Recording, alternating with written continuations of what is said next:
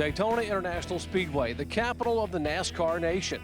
Each February and July on this 2.5-mile tri-oval, exciting new chapters in the extraordinary history of stock car racing are written in the universal language of speed, color, and sound.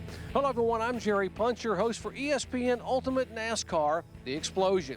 We're exploring a sport born in the rural South in the 1920s, which today is a full-blown national phenomenon that claims 17 of the 20 most heavily attended events in the country.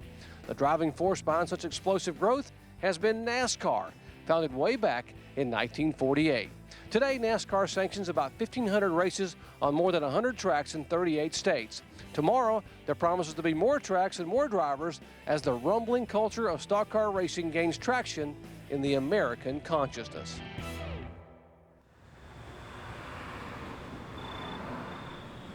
Just relax your arm. That way I can get on nice and straight. There we go. You have a stencil. It's good. Sit down. Only been a few things that would motivate me to get a tattoo. Would be something to do with Earnhardt or the love of my life, Teresa. That would be basically it. Alrighty. Good. Relax your arm.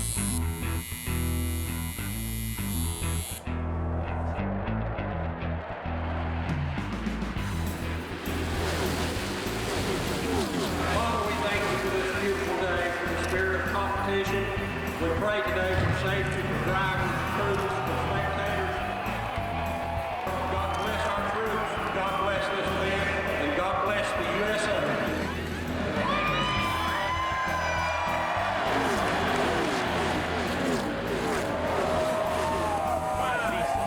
4, come on in. 3, 14, take 4, 2, 1. Hit it.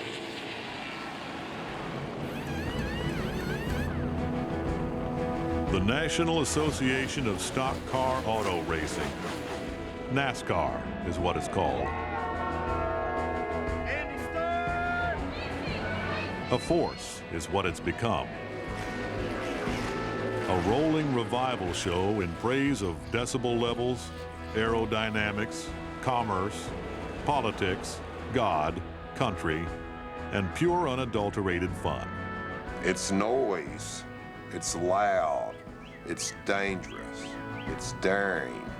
It's about who we are. There's nothing worse than watching a stock car race from a box. You don't get anything. You might as well watch it on television. To really enjoy it, there are two things you need. One is to feel the cars in your rib cage. You know, if your ribs aren't vibrating a little bit, that's not the experience. Also, you've got a snout full of the great American substance, burning gasoline.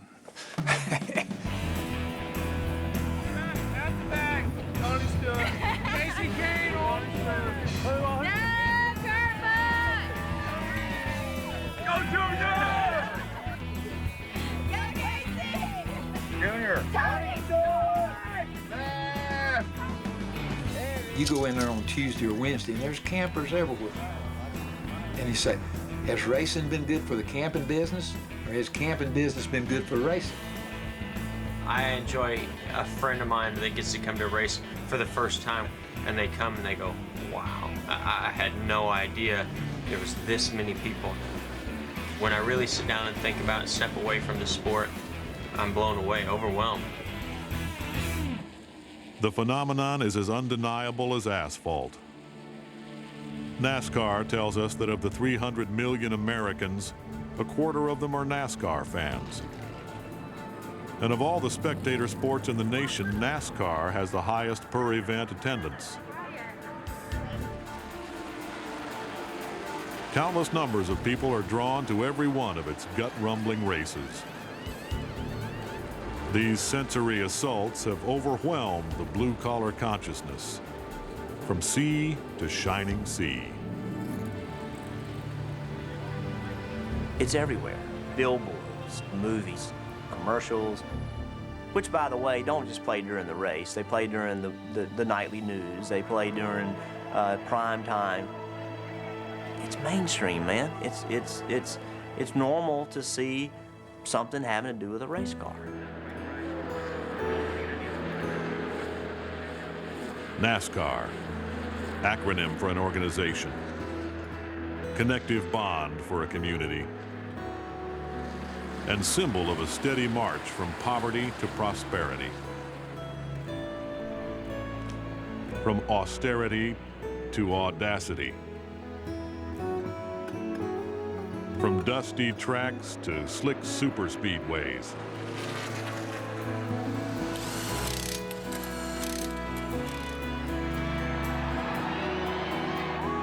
from handfuls of hard scrabble spectators to the spectacle of a 100,000-plus grandstand.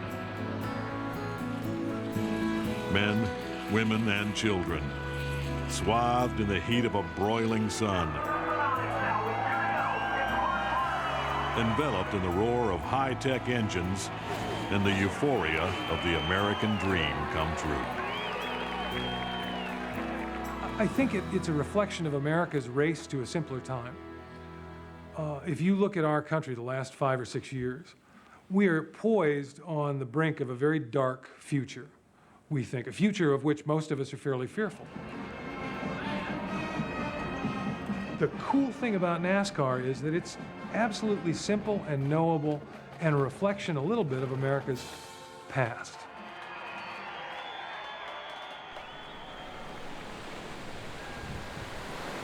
After enduring the Great Depression in the 1930s and then World War II in the early 40s, America was ready to soak up all the freedom it could. One man saw the business opportunity inherent in that urgent need. Mechanic, driver, promoter, visionary. Bill France knew what made cars go and men tick. At the Streamline Hotel in Daytona Beach, Florida, France brought a group of racing men together. For 3 days, they hammered out a framework for turning their traveling circus into a profit-making machine. This was a meeting of some really unscrupulous characters. Bill promised them riches beyond their wildest dreams. I don't think that Bill Sr. ever envisioned it to be where it is today, but I think that he saw that post-war America was ready to be thrilled. Bill France recognized the beauty in this simple idea. With driving the shared experience, every man could imagine himself as a winner.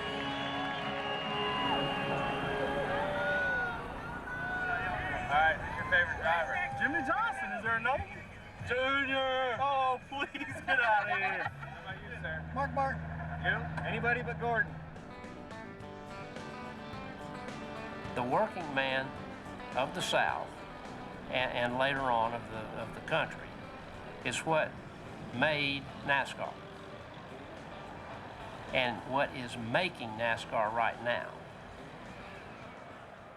We got all these companies in it, and we got presidents of companies up in the suites, but it's the working person of America that is still the core race fan of NASCAR. No matter what anybody says, that's the way it is.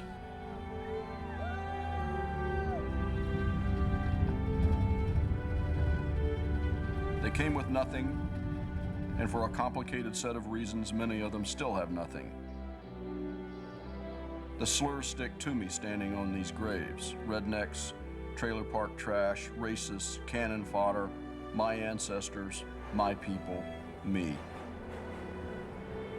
These people gave our country great things, including its most definitive culture. Its bloodlines have flowed in the veins of at least a dozen presidents and in many of our greatest soldiers. And yet, its story has been lost under the weight of more recent immigrations, revisionist historians, and common ignorance. The defiance in his words is in his DNA, because James Webb, author, Vietnam veteran, and the Democratic senator from Virginia, is of Scots-Irish descent. I don't have any problem saying, I'm a redneck.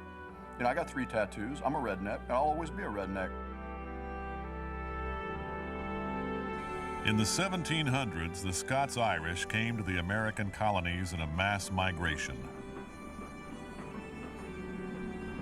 Protestants, shunned by the Irish, English, and the other colonists, they took to the land no one else wanted, the Appalachian spine from Pennsylvania down to Georgia.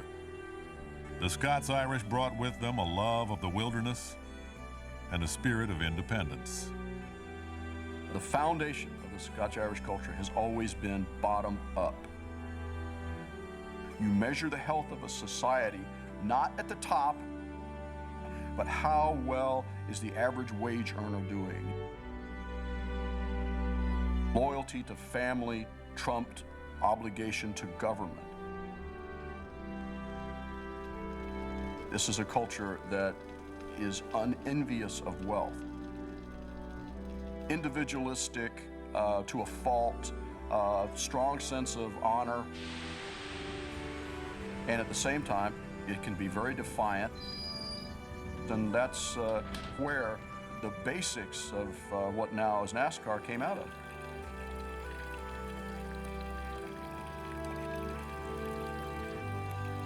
The early moonshiners who were outrunning the law with their modified cars found that their daredevil driving skills transferred to the stock car races that were being run all over the South prior to World War II.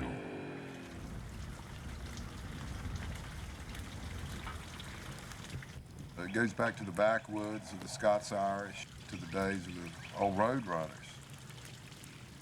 Our culture likes to sing, we like to drink, we like to fight, and we like to race. And the modern-day Scots-Irish like to gather. Twice a year in Talladega, they migrate to racing's Mardi Gras, tuck their campers and tents together under the stars, connected to their ancestors by a heritage of community and common ground.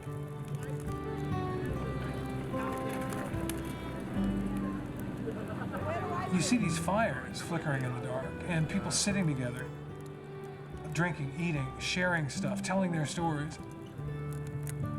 It really is this warm, reassuring embrace on the part of your neighbors.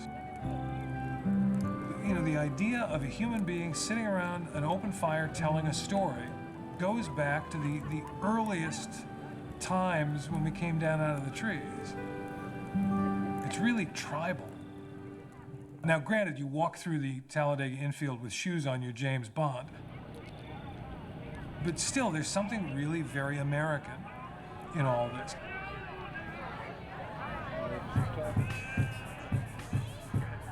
Saturday night before the Big Cup race. The full moon above, the solid earth below, and all the life and laughter in between. Tomorrow, the drivers will race. One of them will win. But tonight, we dance, we drink, we lose ourselves to the scene and the celebration. We don't want you to get hurt.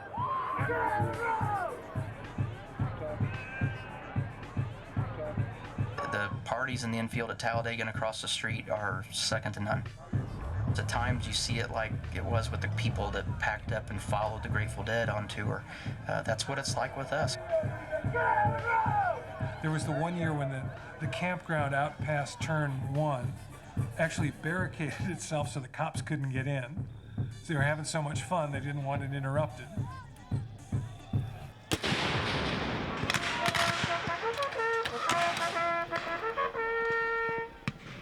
Protesting, questioning, resisting, fighting. The ethos of us against them is a vital part of the Scots-Irish bloodline.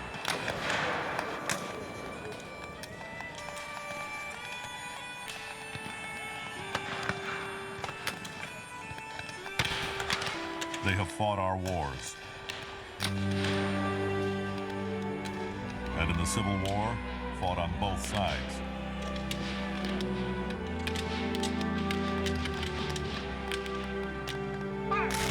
And NASCAR is the modern American manifestation of their enduring sense of self-reliance.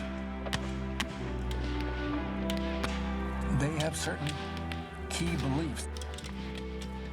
One is that the government is incompetent and soft and not really worth fooling with. Another is that you have the right to your guns. And if you want anything done, you do it yourself. You look inside yourself, you decide what you believe in, and then it's okay to stand up and fight back. It's okay even to rebel if you believe it's necessary. It can be argued in many cases that it became the defining group in terms of working class America.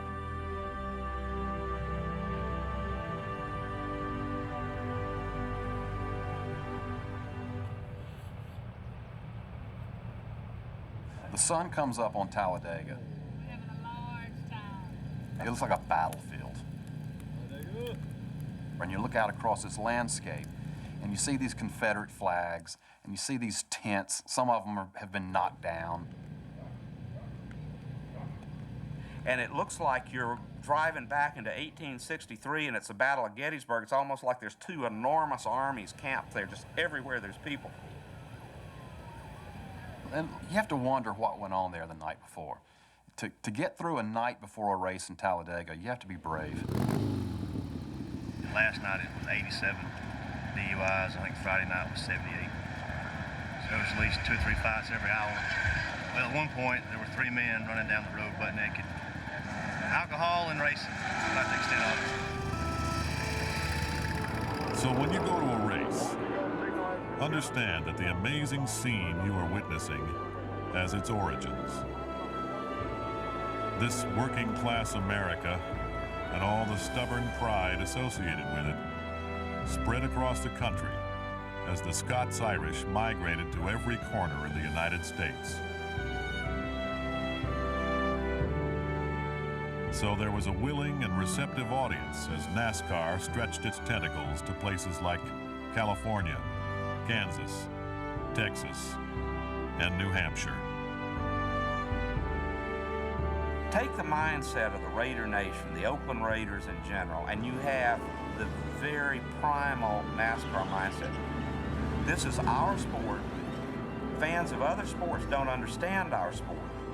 It's us against the world, and yet this population is growing and growing and growing and growing, and it's where eventually it's going to be we are the world.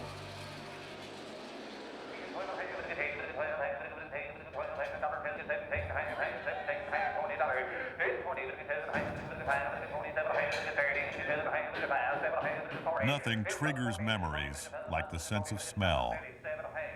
The strong stench in here takes one back to a different time, a time of uncluttered capitalism. The marketplace in its purest form. But outside, it's the 21st century. And this auction house in Darlington, South Carolina is just 2.5 miles down the road from the racetrack. There, a modern-day bazaar is abuzz.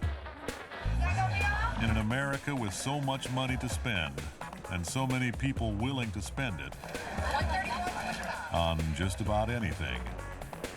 Hats, t-shirts, books, cards, pajamas, you name it. Anything that can sport a logo, and some things that can't. The NFL would kill to have this type of merchandising. Close to $1 billion a year. Ray, what's happening, buddy? Good to see you, man. Hank Jones, the unofficial mayor of NASCAR, might be the most familiar face at the track. How's it going, pal? Did you get my moonshine for the sheriff? Yes, sir. Armed with only a 6th grade education, Jones started the track merchandising business back in the early 80s. Hank got his start working on Bobby Allison's pit crew, selling Allison autographed sunglasses on the side.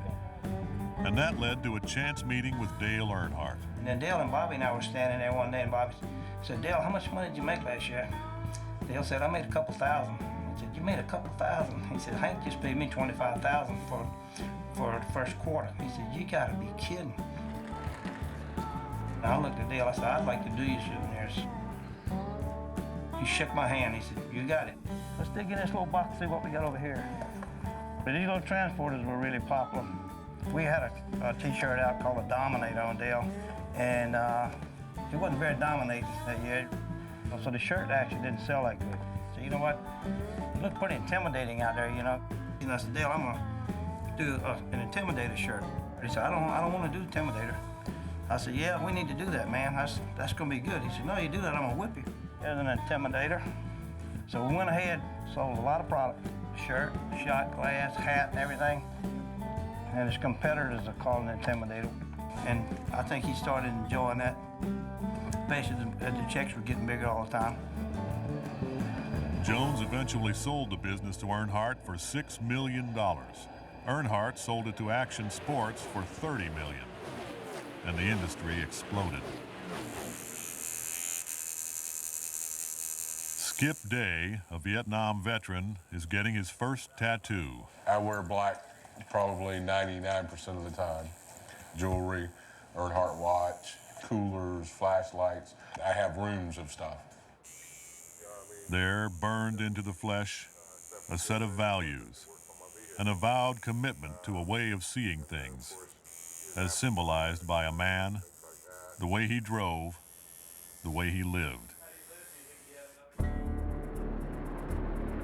Dale Earnhardt came to NASCAR only a few years after big money had been injected into the sport.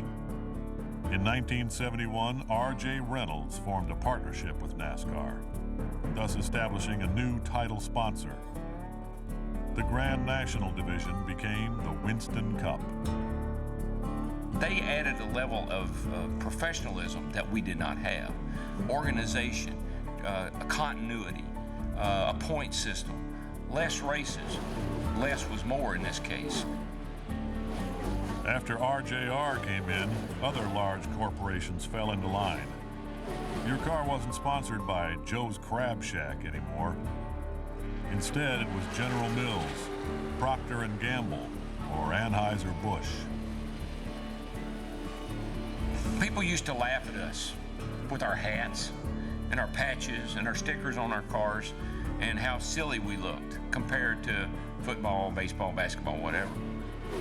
But our sport can't make it on prize money alone. It's an expensive sport. That makes us fan-friendly, sponsor-friendly, TV-friendly, and it also makes us really, really guard our image. NASCAR's act was cleaned up. And suddenly, the sport was fair game for the fairer sex. And men started bringing their wives and their girlfriends and then their kids. And within 5 years, the sport went from grease under the fingernails and fighting in the infield to a fairly polished sport. You know, that's what women do. They brought class to a sport that couldn't be classified up until that point. NASCAR says today that 40% of its fan base are women. That is fun. When it comes to drawing the gaze of the girls, stock car racing is the envy of other professional leagues. Who's your favorite driver? Casey Kane. Why do you like him? He's cute.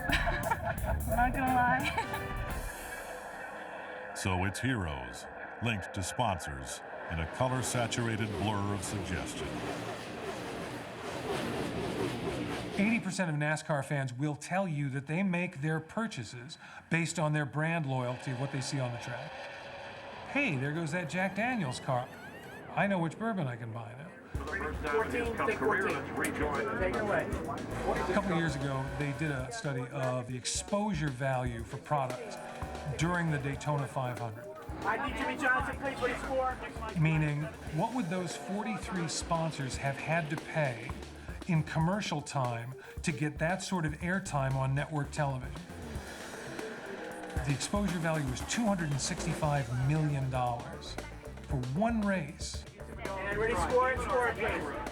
You know, you're watching the race, but you're also looking at a 4-hour infomercial for 43 different products. At Lowe's Motor Speedway one year, literally the Busch race's name was the SpongeBob SquarePants the Movie 300. And nobody batted an eye. I will not go to Home Depot. I have to go to Lowe's. Right. Home Depot. I don't go to Lowe's. Absolutely. Like just motor oil, the gas stations, everything. In 2004, after more than 30 years, RJR left the sport, and Nextel paid NASCAR $700 million to attach its name to the Cup Series. I sign phones every day. I get, hey, I got Singular. And every now and then, hey, I got the other brand, I'm sorry. The appeal to the sponsors is that if you support the sport they love, they will support you.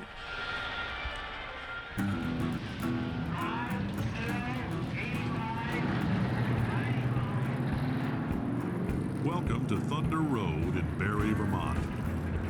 On Thursday nights in the summer, they run races here. A quarter-mile asphalt track tucked away in the Green Mountains. On this Thursday night, it's the Governor's Cup, and Nextel Cup veteran Kenny Schrader drops in for a visit. No, they don't get it. All the pretty boys have got their contracts and the trophy wives, they don't want to sprain their thumbs on the short track. Stewart would do it, but the one that really likes to do it is right here. Just grassroots racing. I mean, that's what it's all about. Little bitty bull ring, tough place to drop into. It's my hobby. It's just like going playing golf or anything like that. Gentlemen, start your engines. Native Vermonter and former CBS broadcaster Ken Squire is a co-owner of Thunder Road. Ken helped build this track back in 1960. We thought Barrie was the right town. Barrie's a working town. You know, they named Barrie, Vermont by a fist fight. They had a difference of opinion as to what the city should be named, and so they had a gathering of the community, and they decided it with a good old-fashioned fist fight, and it became Barrie. Those who know stock car racing remember Squire as the voice of NASCAR when it was on its ascent.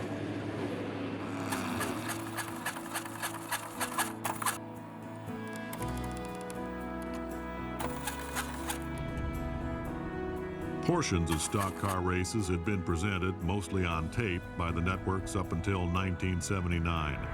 The flag swirling, the cars swirling. That was the year CBS Sports rolled the dice and broadcast the Daytona 500 live, all 500 miles, flag-to-flag coverage. Who was going to sit still and watch a 500-mile race with guys going around in circles? Benny Parsons at number 27 going for first place. And it was alleged that it came from a part of the country that represented this good old boy stuff. CBS had a sense that this story of the common man doing uncommon deeds was a really good American story. Here comes Donnie. This was going to be presented technologically as high drama. CBS production team created camera shots that wowed anybody.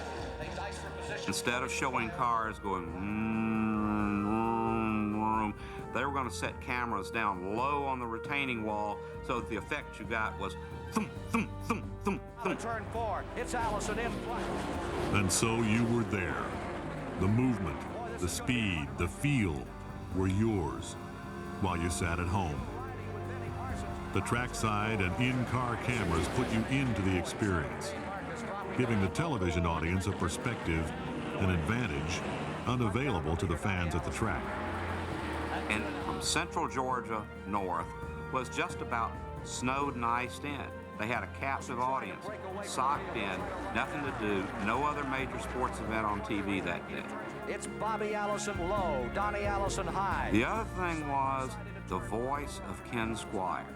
He had a drama in his voice, a sophistication. This guy's no cracker. Oh, Donnie Allison's out of control, he's spinning. He gets hit by his brother, he's all the way around. Donnie and Bobby Allison. And people gathered around TV sets, and the ratings went up and up and up. 100,000 people on their feet. The CBS gamble paid off, and then some, when the last lap of the race found Cale Yarborough on the back bumper of Donnie Allison, The two veteran drivers battling it out for the win. Oh, I had Donnie beat coming down the backstretch, had a slingshot set up on him. I knew I was going to win the race, wasn't any doubt about it. And he knew too, that was the problem. It's all come down to this. But I said to myself, if you're going to pass me, you're going to be on the outside. You're not coming under me down the back straightaway. Where will Cale make his move? He comes to the inside. Donnie Allison throws the block. Cale hits him. He slides. Donnie Allison slides. They hit again. They drive in the turn. They're hitting the wall. They're head on the wall. They slide down to the inside. They're out of it. Petty is out in front at the line. Walks it to the inside. Petty wins it. I finished the race, and I hollered to Donnie, do you want to ride back to the garage area? And Donnie says, nah, go ahead, I'll get a ride back. Cale starts to yell that the wreck is my fault. Well, I wasn't anywhere around him.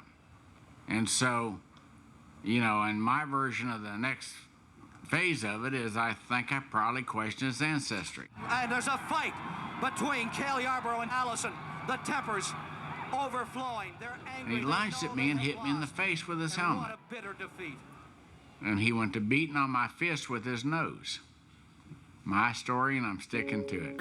Cale Yarborough there, very upset. You could just imagine people snowed in New York and Chicago saying, my God, what have we been missing? These boys are serious. This is good stuff.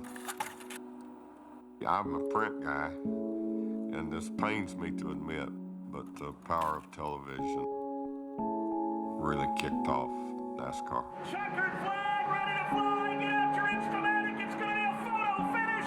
Here they come. It is. Wow!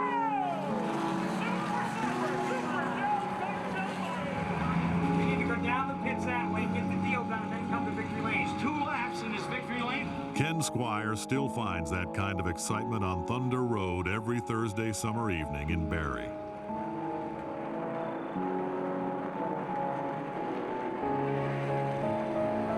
The grind of engines. Hard-driving competitors fighting off the full-throttle son of a gun in the next car. In a town named by way of a fist fight. Stock car racing. Pure as pie. American as the 4th of July. Ladies and gentlemen, your winner, Eric Williams. Thank you very much.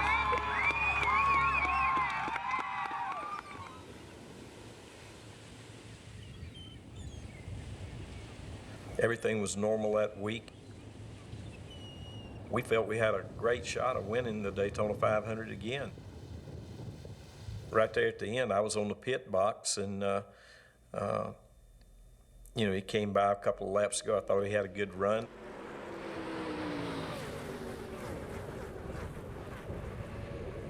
It looked like a hard hit, but nothing I felt, you know, life-threatening to him. I went to his frequency. It was dead silence for a moment, and then I heard his crew chief say, Dale? Dale? Talk to me, Dale. I just jumped down off the box and pulled my headset off. I called Teresa and my wife Judy, and we all headed over to the infield care center. And the rest of it was a nightmare. For 23 years, Dale Earnhardt had shown up at the Daytona 500 each February. In 2001, NASCAR was riding high off the signing of a 6-year, $2.4 billion network television deal.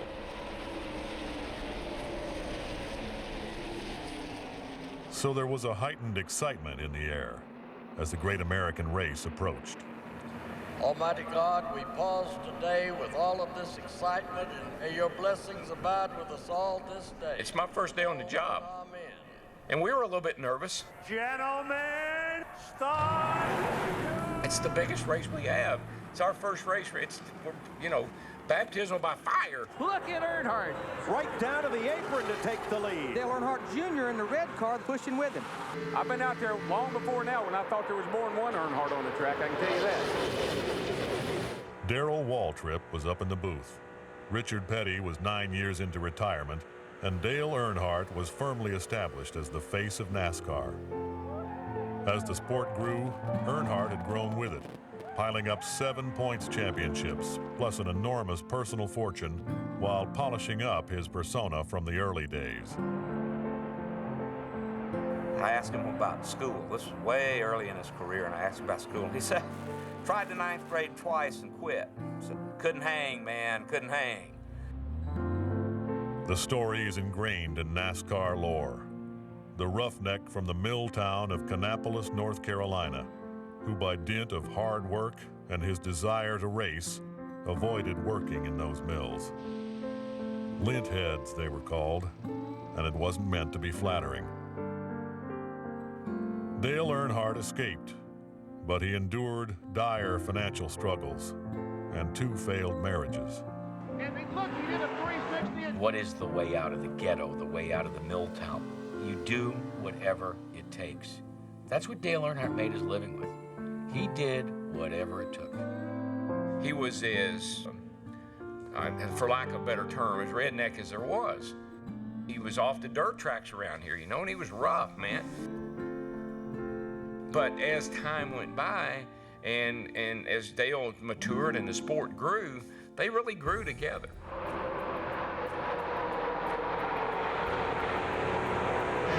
It's getting close. I mean, we're down to 7 laps to go in the biggest race in the world, the Daytona 500. My baby brother's leading it. I didn't have any idea TV was going to be like this. Michael Waltrip, Daryl's brother, was leading the Daytona 500, looking for his first Cup victory. Yeah. Look at Earnhardt. Sterling got into Earnhardt. The white flag comes out, Michael's still leading. I think, God, my brother's going to win the Daytona 500. The first race he ever won. 3 wide behind them. You got him, Mikey. You got him, man. You got him. No! Big trouble. Big wreck behind them. It's 160, 70 miles an hour head on, into the wall, sudden stop. That's the worst kind of wreck you can have. Your neck just can't take it. It tries to pull your head right off your shoulders. Schrader has climbed out of his car. He and Earnhardt have crashed together. I just hope Dale's okay. I guess he's all right, isn't he? I saw Kenny pull the window net down and he jumped back. And I thought, oh my God. That's all we know. We got to go off the air. The race is over with. And I'm going to interview my brother from Victory Circle. It'll get any better than that. I get all my stuff off, turn around to Big Andy, and Big Andy is going to escort me to Victory Circle. Tough, big man. He's got a couple of tears running down his face. I said, what's wrong? He said, we got to go. I said, what's wrong? He said, Dale didn't make it. Whew. It's hard. It's hard today. Right at that moment, you hate racing. You hate everything about it. But I mean, that's what really ultimately this is all about, you know, the excitement and the drama. The idea that death does lurk out there, which makes it real. It's the only real sport.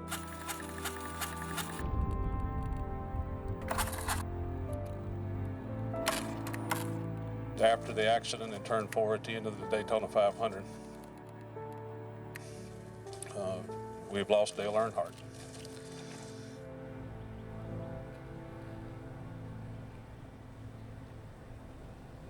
It represents the great tipping point in NASCAR history. Until that afternoon, many, many, many Americans north of the Mason-Dixon line had no awareness or understanding of what NASCAR meant to a lot of their fellow citizens down south.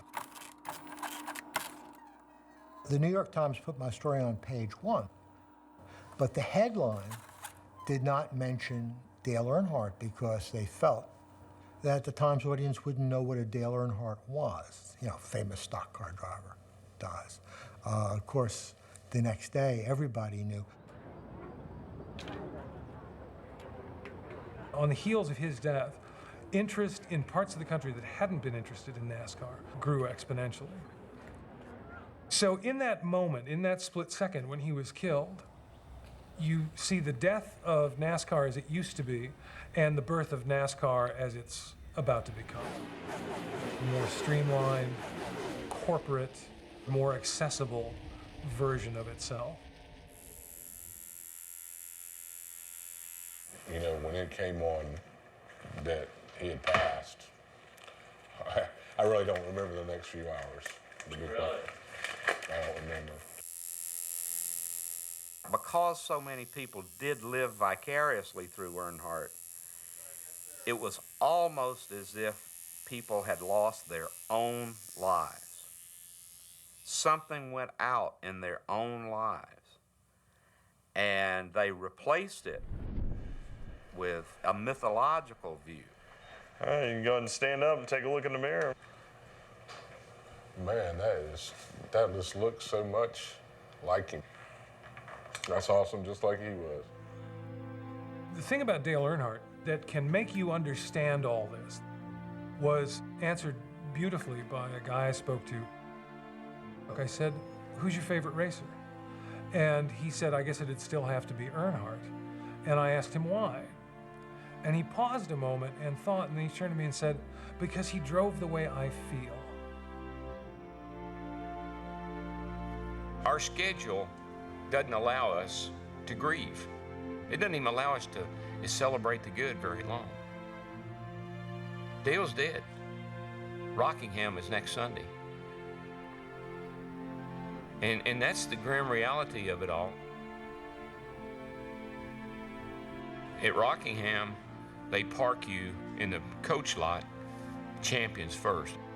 Me here, Dale here, Dale, we've always parked, most of the time we parked side by side. And I drove in the track down to where the coaches park, turned into the lot. Whew.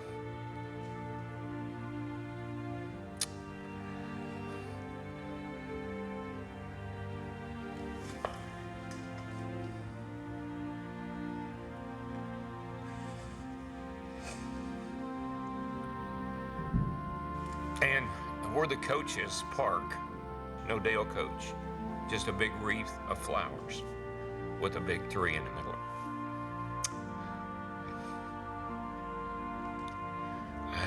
I turned around, drove back out.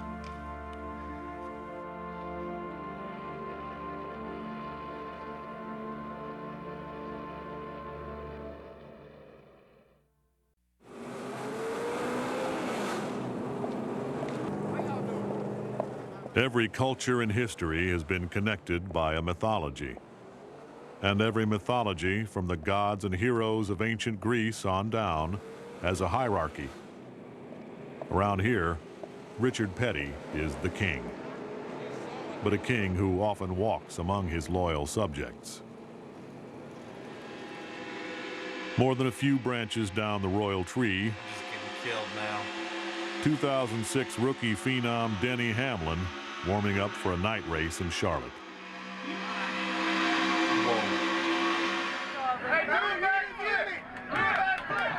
Don't start chanting, I'm not doing no flip. No Mount Olympus separates regular folks from the fortunate few in this system. Carl Edwards is right there with them. Give him a pen, he'll give you a smile. The NASCAR myth-making machine. From infrared to ultraviolet, a full spectrum of archetypes.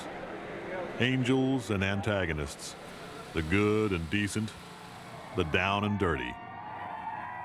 Every imaginable human strength and frailty represented by the heroes of NASCAR. The automobile connects society totally. Once you're 6 or 7 years old, I dreamed of driving a car. Everybody can't throw a football. Everybody can't hit a golf ball. Everybody can't hit a baseball. But men and women can visualize and say, my God, maybe I could drive a race car. My first experience was being driven around by Mark Martin at perhaps 180 miles an hour. And that was just kind of pure roller coaster thrill. And they're doing that with 42 other cars that they have to avoid, pass, bump, and they're doing this for 4 hours. Wow. I mean, these are super super athletes. There's a real crisis of understanding what manhood means in America today. You know, we go to, metrosexual to Brokeback Mountain, and what does a man mean? And I think that for a brief moment, it seems like these guys who strap themselves into these machines risk death in competition to make money and get girls, and it's all there, and it's real sports. Men lose their lives, which prompted Ernest Hemingway to say, there are only 3 real sports: mountain climbing, bullfighting, and auto racing. The rest are games. New energy, new hope is there in the flesh of the fresh-faced young stars, looking as if NASCAR's Dream Factory plucked them out of their high school prom and deposited them on a showroom floor. Who? They called me? Where'd you qualify? I got you. Denny Hamlin got his break at age 25 after winning 30 of 35 races at local tracks around Virginia. His parents went broke, remortgaging their house twice and selling off their cars just so their son could pursue his dream. I was about 22 years old, and I still wasn't part of the sport yet. Jeff Gordon kind of set the standard in the early 90s of the young 20s, the teenagers. I was starting to think, is the clock ticking here? Is the time running out? In only a matter of months, Denny Hamlin went from scraping money together for second-hand tires to riding in his sponsor's Lear jet before he'd ever driven in a Nextel Cup race. Jimmy Johnson's mother drove a school bus. His father drove a truck, which dispels the image projected by his Hollywood looks. I packed up and moved to North Carolina. I stayed with Ron Hornaday, who's a Craftsman truck racer, lived on his couch, and would go to the lunch areas where these crew members would eat lunch and hang out and just trying to get to know someone. Jeff Gordon knew that Rick Hendrick was interested in starting a 4th race team and convinced him to take a chance on Johnson. The gamble paid off. In 2006, Johnson rewarded his team with a Nextel Cup Points Championship.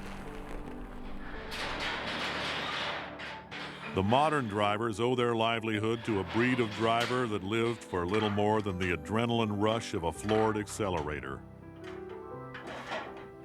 Men who were thinking about their next meals, not endorsement deals. The heroes that made NASCAR, they chewed nails and they spit rust. They'd race hard and then they'd beat the crap out of each other. And when they were done beating the crap out of each other, they'd go to the local watering hole and they'd get drunk with the fans.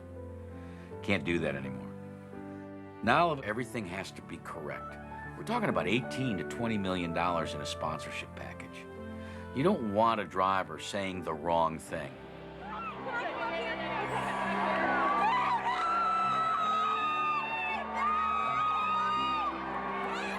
Don't tell that to Tony Stewart. He's more southern fried than homogenized, even though he's from Indiana. A throwback who has followed in the footsteps of other irascible stars like Darrell Waltrip and A.J. Foyt. No bite through any punches, so go write about something important. Don't waste my time. He has 2 points championships to his credit and an ongoing spat with the media that peaked in 2002 when he punched a photographer. Tony Stewart has like 12 personalities, 9 of whom are funny, smart, charming. The other 3 want to punch you in the face. All right, get out of the way. Move. Thank you. He isn't in lockstep with what everybody says conventionally he should do. Some people say he's a loose cannon. Tony Stewart's his own man. Sometimes it gets him in trouble. But Tony Stewart, again, has a little bit of that last American hero, that raw side that all of us want to enjoy. Ultimately, what Tony Stewart wants to do is eliminate everybody between him and his fans, and that includes the media, the marketing, the handlers, the advertising people. Really what he'd like to do is just go climb that fence and be with his buddies. For Tony Stewart, stock car racing is simple. Drive hard, drive fast, win races, please the fans.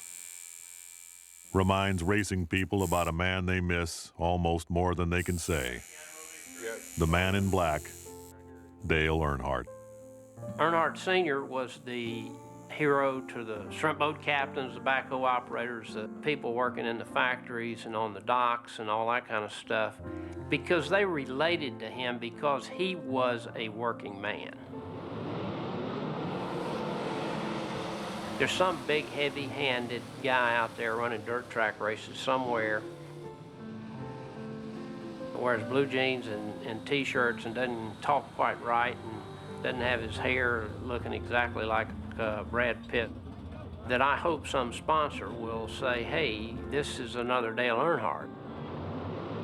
And we missed that.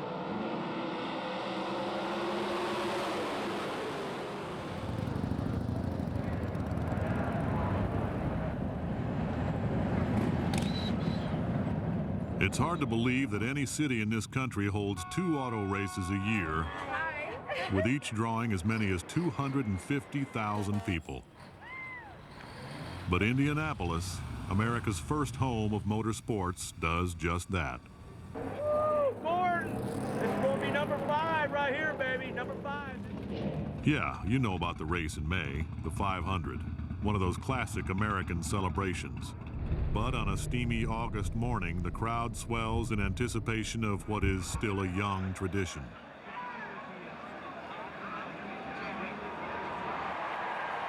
The All-State 400 at the Brickyard now outrates the Indy 500 on television. The attendance is roughly the same. And 2 of NASCAR's brightest stars grew up as open-wheeled racers and should by all rights be running in the IndyCar series. Almighty God, as we assemble here at one of the most famous venues in the history of sports. You know, ever since I was a kid, I used to ride my bike home as fast as I could from school to see what was going on at the Speedway during the month of May. And then when NASCAR came, I was one of the people that really was upset that NASCAR was there because I was such a traditionalist. As a kid, I grew up saying I want to be Rick Mears or AJ Foyt. You know, not getting the chance to race in the Indy 500 was disappointing, but knowing that I'd made the move to stock cars and then got the opportunity to race there and win it, it's hard to top that. And we pray, dear God, that you would bless America in the name of Jesus Christ. Amen. But as open-wheel racing has been fractured by politics, NASCAR has been the beneficiary. They have crashed the party. The tradition at the Brickyard has been diminished.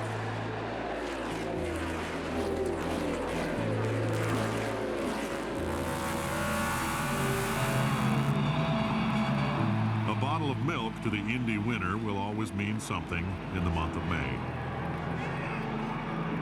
But NASCAR's new tradition is perhaps a bit grittier. You get to kiss the bricks and drink cheap champagne into the night.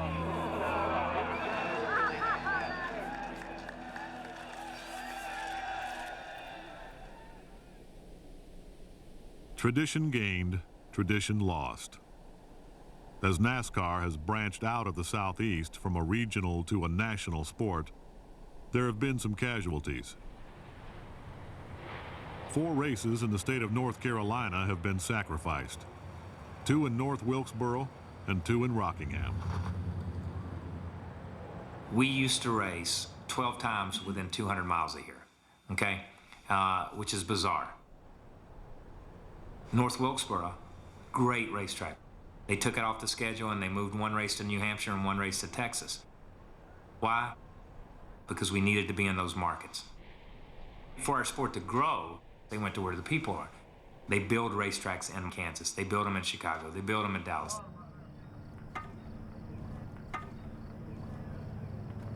We've been coming down here since '68, and we supported them when there was not a lot of people coming, and we kept right on supporting and filling the stands up that they had. Darlington is #1 on our list. Lady in black, she's too tough to tame. The Southern 500 in Darlington, South Carolina used to be the most prestigious race in NASCAR, even more than Daytona.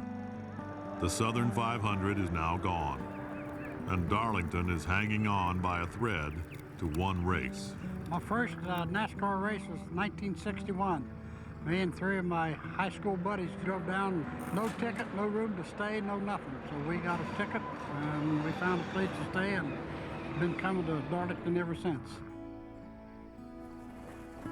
You could even go up like Richard Petty. You could go up and talk to him. He was just a good old Southern guy. You know, we spent our hard-earned money down here to get it started. You need to think about us, too. Rockingham and North Wilkesboro made some sense. But Darlington, this slice of small-town America with its peculiar egg-shaped track, seems to be in the rearview mirror of NASCAR's rush to the future. It is just an unsavory but inevitable consequence of growth and popularity. But part of me decries the fact that all the tracks I love seem to be disappearing and all the tracks I hate seem to be multiplying.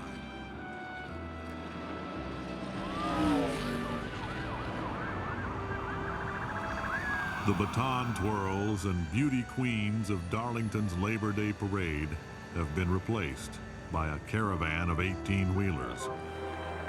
And what are they hauling? A little bit of innocence, a touch of the past. And NASCAR fans are left to wonder, when the schedule comes out each year, will the Darlington we remember still be there? It's a great place. It's a great racetrack, and it's got a lot of history. But just because there's a lot of history and it's a great racetrack and it's a great place, doesn't mean we have to race there forever and ever until the end of time.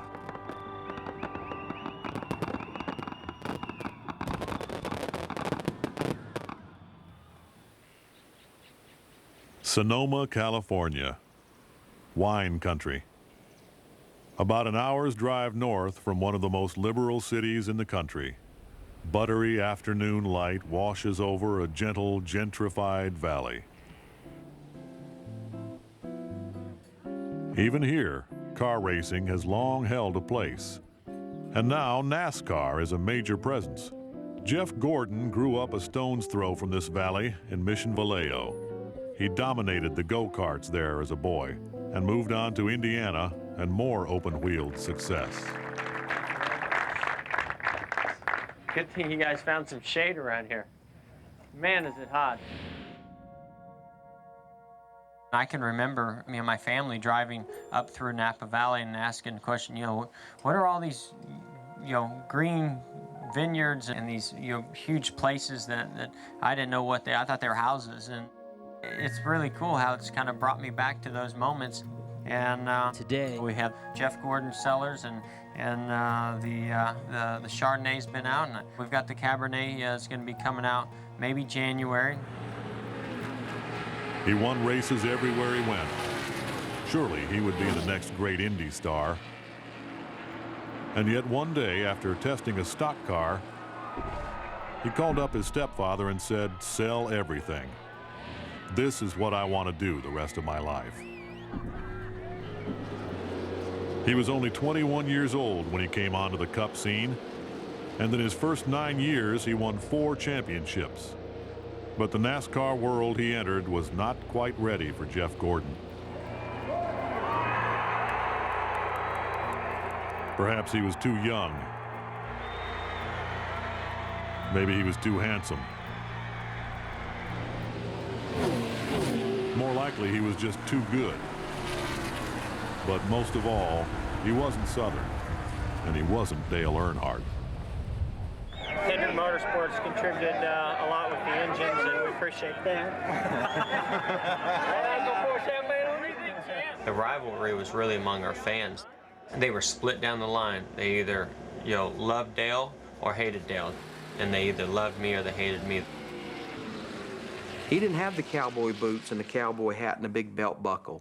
He absolutely looked like a college student. So Gordon's success story set a new standard. Sacrifice your kid's childhood to racing and get him into a fast cup car by age 21.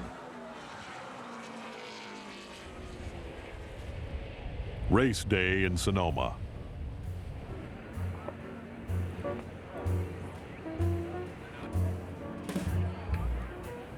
Dale, Junior.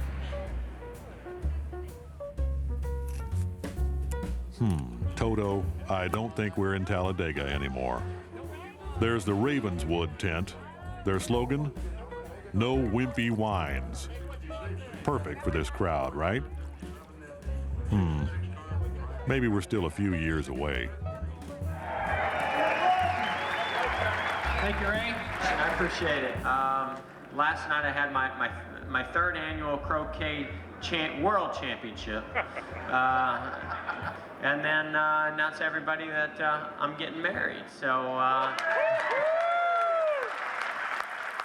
Time to celebrate. And why not?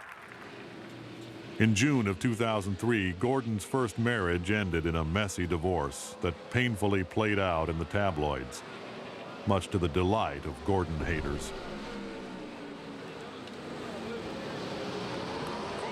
For years, he measured each word, every action. These days, in love and in touch with his true self, he is more spontaneous, more human. When I first came into sport, I felt like I was under a microscope. I felt like I was, this outsider coming in, trying to be accepted. And I felt like I held a lot of things back. I used to say when he was winning 10 races, 13 races a year, that I could hold his press conference because every answer would be precisely what I knew the answer would be. Jeff Gordon zigzagged his way down to the entrance. He was trying so hard to be what corporate sponsors wanted him to be, what he thought the race team wanted him to be, what he thought a wife wanted him to be. He was trying to do everything except who Jeff Gordon really was. And look at this, the 24 just went around. 17 got him. Meet the real Jeff Gordon. He's not happy with Matt Kenseth. Well, that's now totally out of character.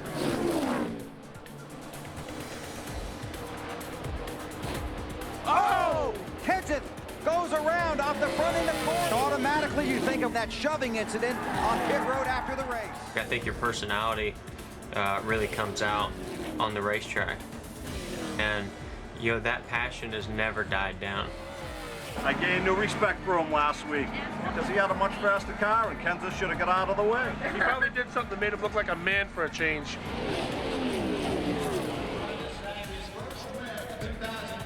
Jeff Gordon has had the best car all day. Now Gordon's back into the zone. A 19-race losing streak is history. Jeff Gordon wins the Dodge.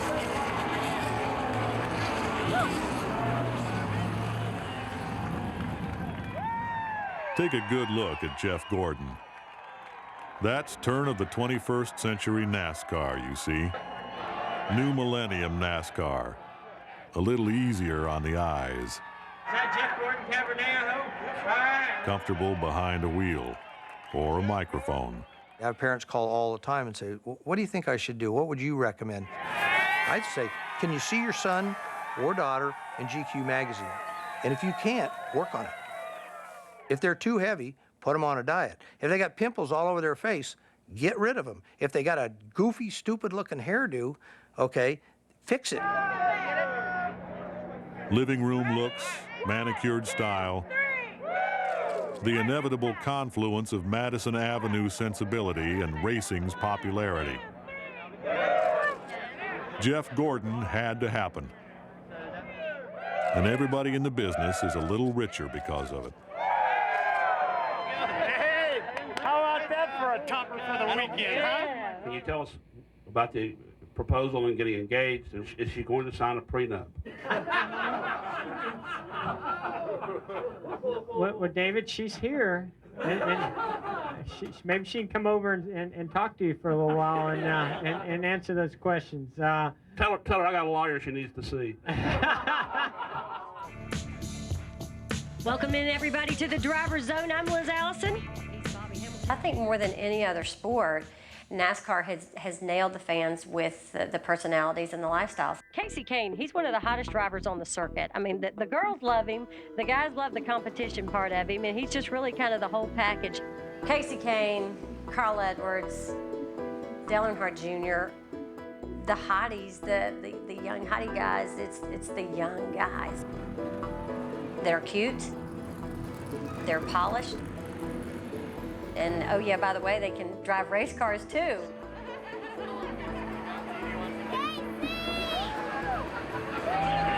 one here had a fantasy last night. Screaming Casey. It's a weekly reality show, a weekly soap opera. There are so many plot lines and subplots that you rarely go more than 2 or 3 races without something happening, thanks to guys with short fuses out there.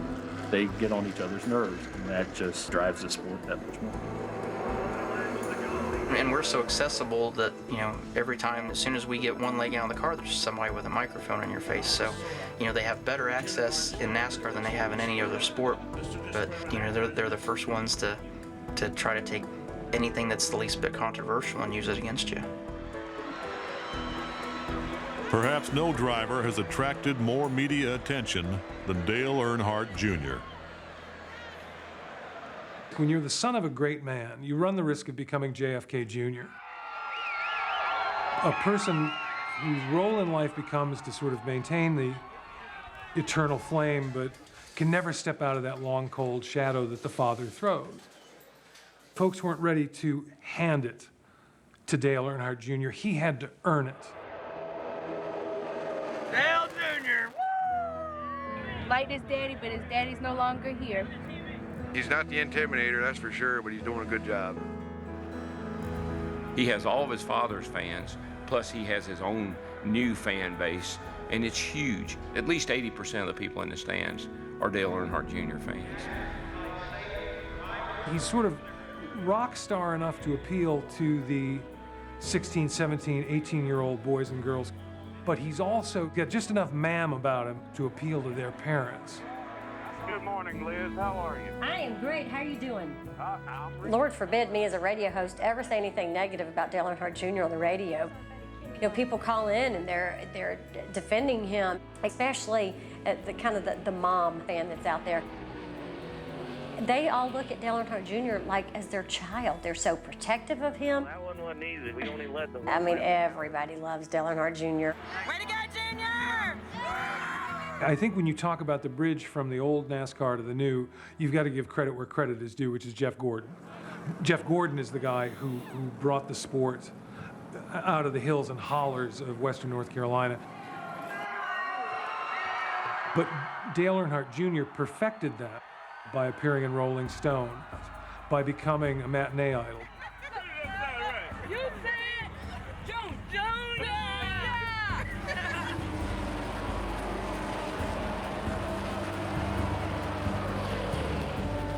Prime components of the human condition, the sex drive and danger, intersecting with entertainment and sport. They're coming down to the start-finish line, 2 to go this time. And at 200 miles per hour, Coming to the white flag this time. a half inch can mean the difference between a hero's welcome at the finish line and a trip to the hospital. Oh, no! Hits the 48! Hooked the 48 and takes out Earnhardt and Jimmy Johnson. The cynics and the critics always say, well, NASCAR fans are just out there to see somebody get killed. I have never believed that. I think what they want to see is people escaping death. Like, that is the charm of it. It's like any old horror movie where at the end of the day, you escape the monster.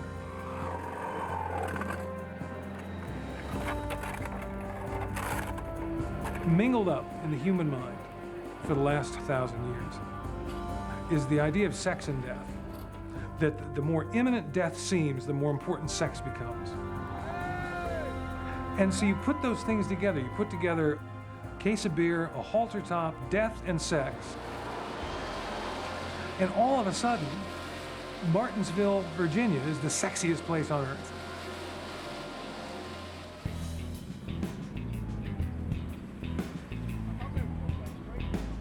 Race day.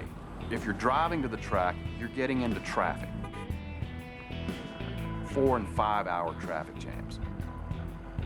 People who go to races every week, not only are they used to it, but they like it. People get out of their cars, everybody puts it on the same radio station, gets their cooler out, everybody starts drinking beer at 10 a.m., and you have a party in traffic.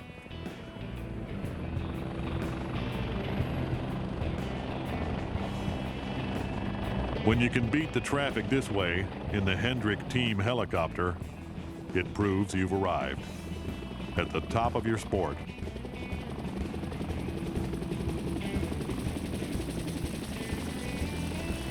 And Jimmy Johnson is on top of the world, living the dream.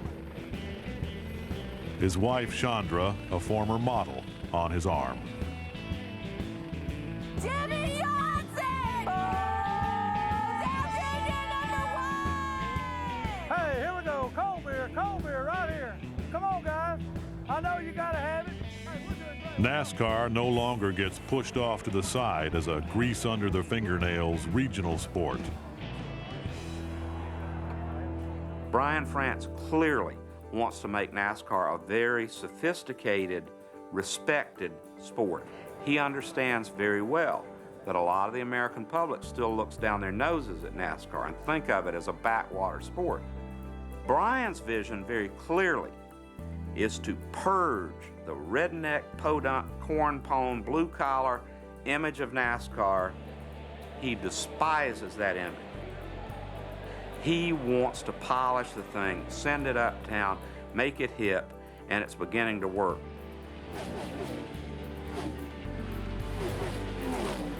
NASCAR has exploded in recent years, but a lot of great changes occur because of happenstance.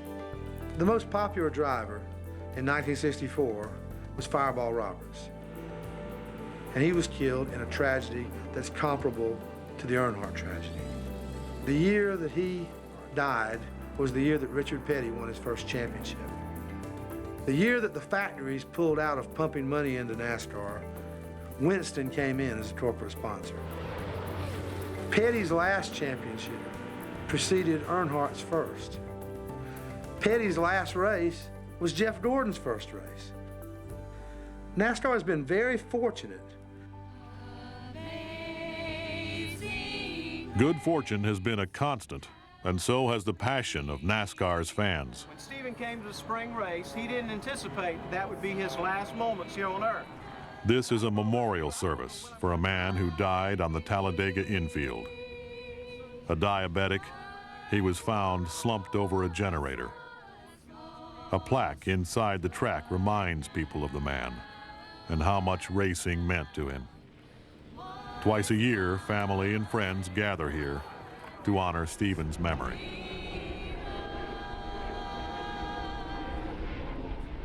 There was a time when the aristocratic families of the South wouldn't be caught dead watching a race.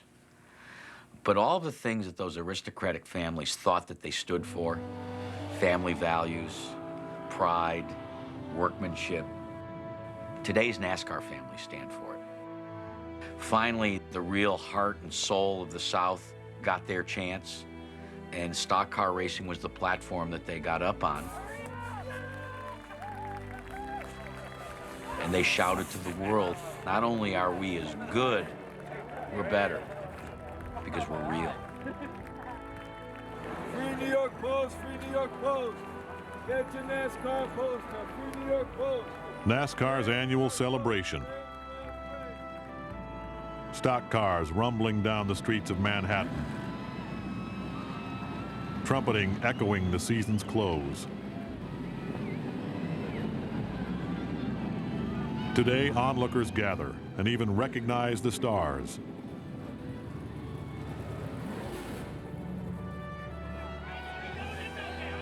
NASCAR's heroes no longer look like men in pajamas as they had 40 years ago. Instead, they resemble a team of astronauts. It can't be the way it used to be. The sport's changed too much. The nation has changed too much. In the old days, Junior Johnson would pull out a jar of moonshine cherries, and you'd sit there and you'd talk racing with Junior Johnson and eat cherries. That's not going to happen anymore. It's never going to go back to the old days. You can't sit still. You can never be happy with where you are. Whether you're a race team or whether you're NASCAR, complacency will ruin you. So you've always got to be expanding your horizon. The fan today, he wants all the amenities. He wants the stadium seating, he wants computerized scoring, great restaurants, good bathrooms, and some of these racetracks we go to, the only way you get that is tear them down and start all over again. If you want to find a slice of stock car racing's past, look through the haze of the red clay at 311 Speedway in North Carolina. One last thing, Carl. A local driver gives up his ride for a NASCAR star.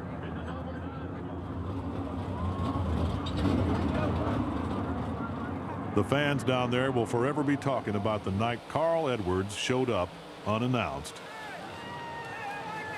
and the present met the past. Hey, they let us go on that start.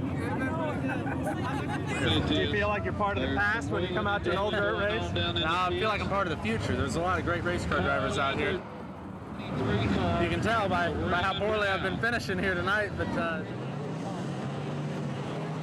when I came back from my initial forays to NASCAR races and would be sipping white wine at Upper West Side parties and tell people where I was, they were kind of interested in the same way as if I had just come back from some exotic jungle. You know, NASCAR. Ooh. They don't get it, and they can't get it. It's all noise, it's a bombardment of your senses. And race fans look at you and say, yeah, that's it, you got it. You know, let's go to the race.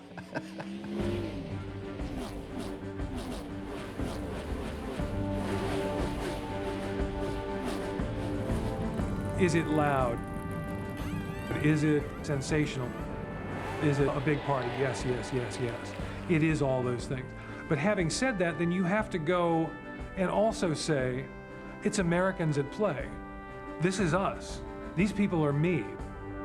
It's the inevitable effect of freedom, the natural consequence of internal combustion, capitalism, and a constitution that puts the pursuit of happiness atop the list of guarantees.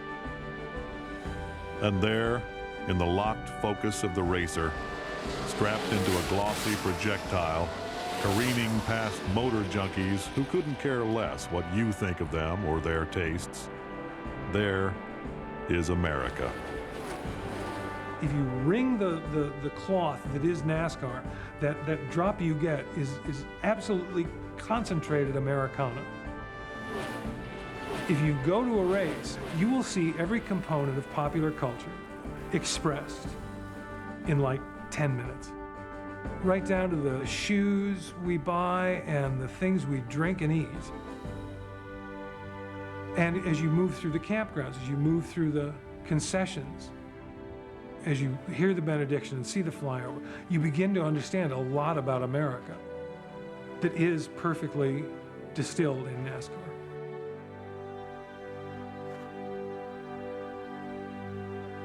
Time to go out and buy a bunch of tank tops. Oh, yeah. Take care of yourself. You too, Skip. It's good being man. Yeah, good meeting you. All right, guys.